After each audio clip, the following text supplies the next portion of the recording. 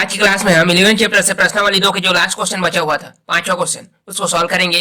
यहाँ पर दिया गया है आकृति में केंद्र O वाले एक वृत्त में ए बी और सी डी दो समान जीवाएं बिंदु ई पर समकोण पर मिलती है। यदि पी और क्यू जीवा ए बी और सी डी के मध्य बिंदु हो तो सिद्ध कीजिए कि ओ पी ई क्यू एक वर्ग है। ठीक है, तो आप यहाँ पर वृत्त में देखिए, यहाँ पर बोला गया है कि ए बी और सी डी दो समान जीवाएं हैं जो बिंदु ई पर समकोण पर मिलती है। मतलब यहाँ पर समकोण बन रहा है, मतलब 90 का एंगल बन रहा है। फिर बोला गया है कि OP और OQ क्रमशः AB और CD का मध्य बिंदु है। मध्य बिंदु है मतलब मध्य बिंदु कब कहलाएगा? जब ये इस पर लंब होगा, पता है ना, क्योंकि केंद्र से डाला गया लंब जीवा को समद्विभाजित करता है। समद्विभाजित कर रहा है मतलब ये P इसका मध्य बिंदु है AB का। उसी तरह से Q भी CD का मध्य बिंदु है, मतलब ये केंद्र से यहाँ पर लंब डाला है, राइट। तो हम सभी को पता है कि कहीं पर भी लंब डाला है या परपेंडिकुलर ड्रॉ किया गया है, वहां पर 90 के एंगल बनता है। मतलब P पर भी 90 के एंगल बनेगा और Q पर भी 90 के एंगल बनेगा। ओके, अब यहाँ पर बोला गया कि ए बी और सी डी मतलब जो जीवाएं हैं वो समान है। समान जीवा है बोला गया है, तो समान जीवा कब होगा? जब उसकी दूरी केंद्र से समान होगी, मतलब OP और OQ क्या होगा? बराबर होगा, तभी यहाँ पर जो जीवा है वो बराबर है। इन सभी को ध्यान में रखते हुए इस क्वेश्चन को सॉल्व करेंगे। तो हल कर रहे हैं। यहां पर दो समान जीवा दिया गया है ए बी और सी डी। जीवा ए बी बराबर है जीवा सी डी के, राइट। अब दोनों यहां पर ई बिंदु पर मिल रहे हैं, जिससे यहां पर 90 के एंगल ड्रॉ हो रहा है। कोण ई बराबर कितना? 90 के एंगल बन रहा है।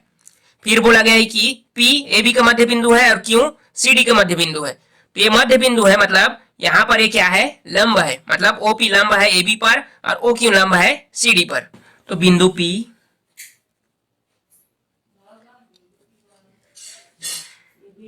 जीवा AB का मध्य बिंदु है। ठीक है, मध्य बिंदु है मतलब यहाँ पर OP लंब है AB पर।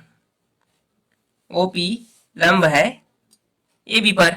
क्यों लंब है? जैसे हमने देखा, केंद्र से डाला गया लंब जीवा को समद्विभाजित करता है, तो समद्विभाजित करे तभी तो P क्या होगा? इसका मध्य बिंदु होगा ना। तो यहाँ पर लिखेंगे क्योंकि केंद्र से डाला गया लंब जीवा को समद्विभाजित करता है।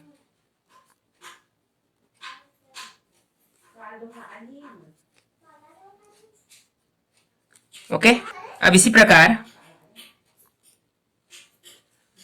चूंकि Q सी डी का मध्य बिंदु है, जीवा सी डी का मध्य बिंदु है,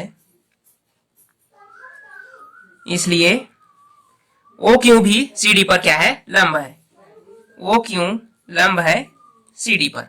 ओके, और हमने बताया कि जहां पर भी लंब ड्रॉ होगा या परपेंडिकुलर ड्रॉ होगा, वहां पर 90 के एंगल बनेगा। मतलब P पर भी 90 के एंगल बनेगा और Q पर भी 90 के एंगल बनेगा। अतः एंगल P बराबर 90 और एंगल Q बराबर 90। ओके, और हमने बताया कि यहाँ पर जो जीवा है वो समान है। तो समान कब होगा? जब उनकी जो दूरी होगा केंद्र से समान रहेगा, तभी वो जो जीवाएं हैं एक दूसरे के समान रहेंगे, राइट। यहाँ पर हम लिखेंगे समान जीवाएं केंद्र से समदूरस्थ होती है। केंद्र से समदूरस्थ होती है। ठीक है, समदूरस्थ होती है तभी ये जो जीवाएं होंगे वो समान होगी। मतलब समदूरस्थ मतलब क्या? यहाँ पर OP और OQ क्या होगा? बराबर होगा। OP बराबर OQ। अब हमें इस वाले चतुर्भुज में क्या क्या मिला उसको देखते हैं। तो इस चतुर्भुज में हमें क्या क्या मिला? यहाँ P पर 90 के एंगल बन रहा है, Q पर 90 के एंगल बन रहा है और यहाँ पर भी ई बिंदु पर भी 90 के एंगल बन रहा है। क्योंकि चतुर्भुज में चारों कोणों का योग कितना? 360 होता है। तो यहाँ पर 90, यहाँ पर भी 90, यहाँ पर भी 90, तो बच गया ये वाला। ये भी क्या हो जाएगा? 90, तभी तो होगा ना 360। ठीक है, यहाँ पर भी 90 के एंगल बन गया। तो इस आधार पर हम बोल सकते हैं या तो ये वाला जो चतुर्भुज है वो आयत होगा या तो वर्ग होगा। ठीक है, आयत में भी चारों भुजाओं पर 90 के एंगल बनता है और वर्ग पर भी चारों भुजाओं में 90 के एंगल बनता है। दोनों में अंतर आसन्न भुजा का होता है। अगर दो आसन्न भुजाएं समान हो गई तो क्या कहलाएगा? वर्ग कहलाएगा। अगर दो आसन्न भुजा समान नहीं है तो क्या कहलाता है? आयत कहलाता है। ठीक है, आसन्न भुजा मतलब एक भुजा से दूसरी भुजा जुड़ा हुआ, ठीक है। मतलब यहाँ पर OP जो भुजा है वो क्यों का क्या है, आसन्न भुजा है। तो आसन्न भुजा बराबर हुआ मतलब क्या है, ये वर्ग है। अगर आसन्न भुजा बराबर नहीं है तो ये क्या है, आयत है, क्योंकि सभी जगह 90 एंगल बन रहा है ना, इसलिए। ठीक, यहाँ पर देखो आसन्न भुजा OP और OQ हमने यहाँ पर बराबर सिद्ध किया है, OP बराबर OQ। इसका अर्थ क्या है, यह एक क्या है, वर्ग है। ओके, तो जो जो प्राप्त हुआ है उन सभी को लिखते हैं। तो हमने देखा कि OP और OQ क्या है, दोनों भुजाएं बराबर हैं। एंगल E पर 90 के एंगल बन रहा है, एंगल P पर 90 के एंगल बन रहा है, Q पर भी 90 के एंगल बन रहा है, ठीक है। तो बच गया था O कोण, ठीक है।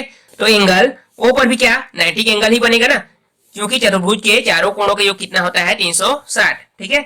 अतः चतुर्भुज OPEQ या तो आयत होगा या तो वर्ग होगा, ठीक है।